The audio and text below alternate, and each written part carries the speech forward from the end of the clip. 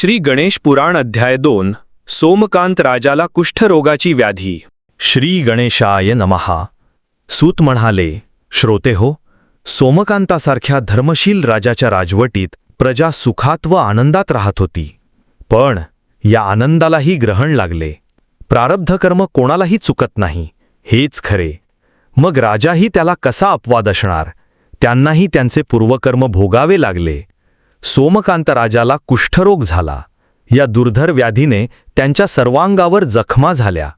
त्यातून पू व रक्त वाहू लागले। जखमेतून असह्य दुर्गंधी येऊ लागली। त्या जखमांमुळे सोमकांत राजाला खूप वेदना होऊ लागल्या। जखमेतून येणाऱ्या दुर्गंधीमुळे सोमकांत राजाच्या जवळ कोणीसुद्धा येण्यास तयार नव्हते। स्वकीयांची व लोकांची उपेक्षा सहन करत ते दिवस कंठू लागले। ते गलितगात्र व परावलंबी जगणे त्यांना कसे सहन होणार?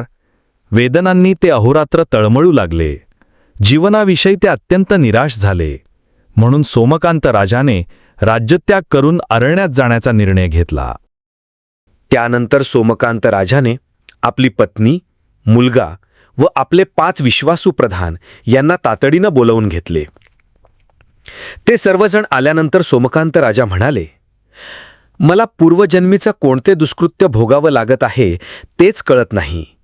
कुष्ठरोगाने माझ्या शरीराची काय भयंकर अवस्था झाली आहे हे तुम्ही प्रत्यक्ष पाहतच आहात। म्हणून असे तीळ झिजून मरण्यापेक्षा निर्जन अरण्यात राहणे केव्हाही चांगले असे मला वाटते। म्हणूनच मी राज्याचे सर्व अधिकार राजपुत्र हेमकंठाकडे सोपवून उर्वरित काळ विजनवासात एकांतात ईश्वरचिंतनात घालवण्याचे ठरवले आहे। त्यानंतर राजा सोमकांत आपल्या प्रधानांना म्हणाला, तुम्ही राजपुत्र हेमकंठाला राज्यकारभारात आवश्यक ती मदत करा। आपल्या वडिलांचे ते बोलणे ऐकून राजपुत्र हेमकंठ अगदी रडकुंडीला आले। पितृसेवेसाठी तेही वनात जाण्याची भाषा करू लागले। राणींची अवस्था देखील वेगळी नव्हती। आपल्या पतीशिवाय जगणे त्यांना मान्य नव्हते आणि एकनिष्ठ प्रधानांबाबत तर काय बोलावे, ते तर आपल्या राजासाठी जीवही देण्यास तयार होते। अशा प्रकारे राजपुत्र हेमकंठ, राणी सुधर्मा आणि 5ही प्रधानांनी राजा सोमकांताबरोबर वनात जाण्याचा हट्ट धरला।